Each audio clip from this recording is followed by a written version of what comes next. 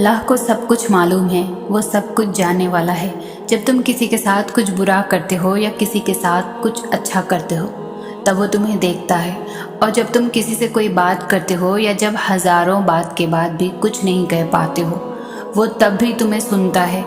تمہیں لگتا ہے تمہیں کوئی سمجھ نہیں سکتا، کوئی تمہاری تڑپ کو دیکھ نہیں سکتا، مگر اللہ تمہیں سمجھتا ہے، تمہیں دیکھتا ہے، تمہاری تکلیف کو جانتا ہے۔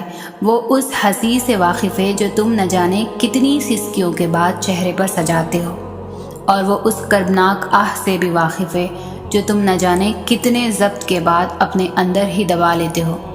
قرآن پاک میں فرمایا گیا ہے کہ اس پر ہر چیز عیاں ہے، جو کچھ گزر چکا اور جو کچھ موجود ہے اور جو کچھ آنے والا ہے۔ تو پھر کیوں سوچتے ہو کہ تمہارے پاس کوئی دوست نہیں؟ سب سے بہترین دوست تمہارا ساتھی اللہ ہے۔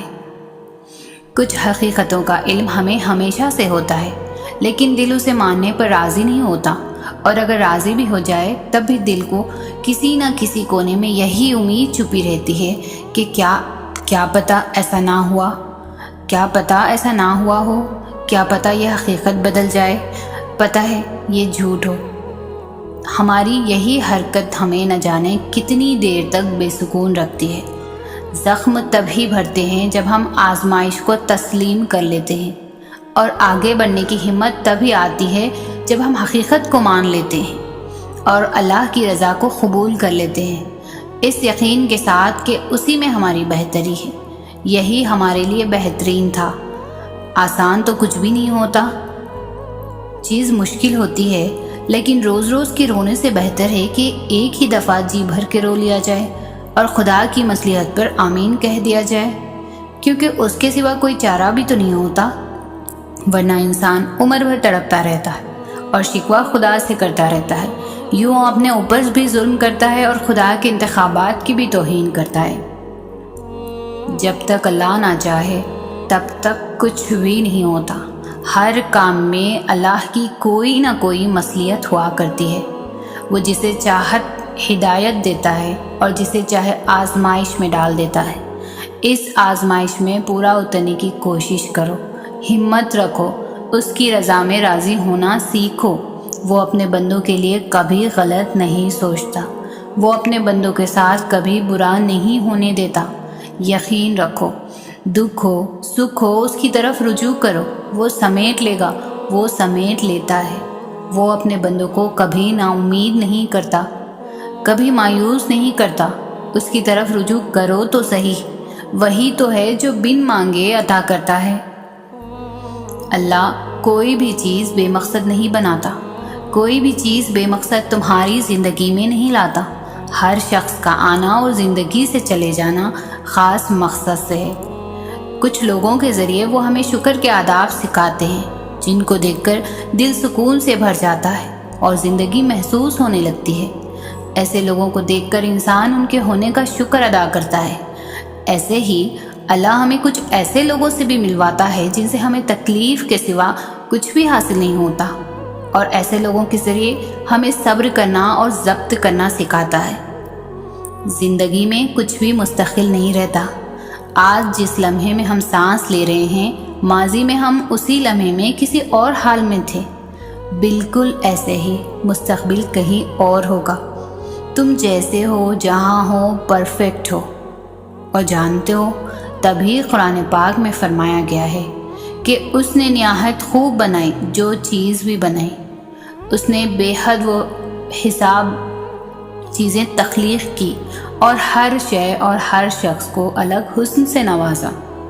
تمہیں دیکھنے کے لیے آنکھ دی اور سننے کے لیے کان، تمہیں دنیا کے ہر رنگ سے ملوایا، صبر کرنا سکھایا، ضبط کرنا سکھایا، تو تم پھر کیسے اس کے انتخاب یا اس کی نقش کردہ چیز کو برا کہہ سکتے ہو؟ اس کو اپنا ہر بندہ، اپنی ہر چیز پیاری ہے۔ ہماری زندگی میں آنے والی اور ہونے والی ہر چیز میں اللہ کی مصلحت ہے۔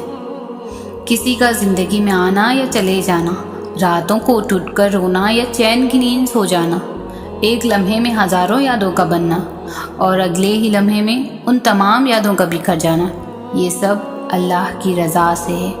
اللہ جانتا ہے کہ میرا یہ بندہ میری جانب ایک آواز پر آ جائے گا اور اس بندے کو مجھے تھوڑی سختی سے اپنی طرف لانا ہوگا، تبھی وہ ہمیں زندگی کی ایسی حقیقتوں سے ملواتا ہے کہ ہم ٹوٹ جاتے ہیں، پھر ہم اس کی طرف بھاگے چلے جاتے ہیں۔ ٹھوکر پہ ٹھوکر اور بار بار گرنا، یہ چوٹیں پھر اللہ تک لے کر جاتی ہے، اور لے جائے بھی کیوں نہ، اس کی دسترس میں ہی تو بس ہر زخم کا مرہم ہے۔ کچھ دروازے یا کچھ راہیں جب اللہ بند کر دیتا ہے نا، تو ہمیں لگتا ہے جیسے وہ ہمیں سزا دے رہا ہے، ہماری دعا نہیں سن رہا، جو ہمیں چاہیے وہ نہیں سمجھ رہا، جبکہ کچھ راستے ہماری ہی بہتری کے لیے بند کیے جاتے ہیں، کیونکہ آگے جا کر ان سے ہمیں زیادہ تکلیف ملتی ہے۔ یہ سزا نہیں ہے، بلکہ یہ تو اللہ کی محبت ہے، حفاظت ہے، کیونکہ وہ ہمیں مسلسل تکلیف میں نہیں دیکھ سکتا۔ ہمارے فیصلے ہماری چاہت کے مطابق ہوتے ہیں، جبکہ اللہ کے فیصلے ہماری بہتری اور ضرورت کے مطابق ہوتے ہیں۔ لیکن ہم یہ بات اکثر بھول جاتے ہیں، وہ سنتا بھی ہے، جانتا بھی ہے، دیتا بھی ہے، ہر بات کا علم ہے اللہ کو، اور انسان تو بس ایک کچا منصوبہ ساز ہے۔ تم خود کو خود ہی تکلیف میں رکھتے ہو، ورنہ وہ تو بڑا مہربان ہے۔ پتہ ہے اللہ کو راضی کرنے کا سب سے آسان طریقہ کیا ہے؟ نماز۔ نماز تمہارے اور اللہ کے درمیان موجود ہر فاصلہ ختم کر دیتی ہے، اور اللہ کو اپنے پسندیدہ بندے کی سب سے پیاری بات یہی لگتی ہے کہ جب اس کا بندہ اس کے پسندیدہ انداز سے اسے مناتا ہے۔ جب تم اللہ کی محبت کا حق ادا کرنے کے بعد اپنی محبت کی آرزو کرتے ہو نا، تو اللہ اس آرزو پر ایک دم کن فرما دیتا ہے، اور پھر وہ کہتا ہے کہ تو نے مجھے میری پسند سے راضی کیا ہے نا، تو میں بھی تجھے تیری ہی پسند سے راضی کروں گا۔ کائنات میں کوئی بھی عمل اور کوئی بھی عبادت ایسی نہیں جو نماز کی طرح اللہ کو فوراً تم سے راضی کر سکے۔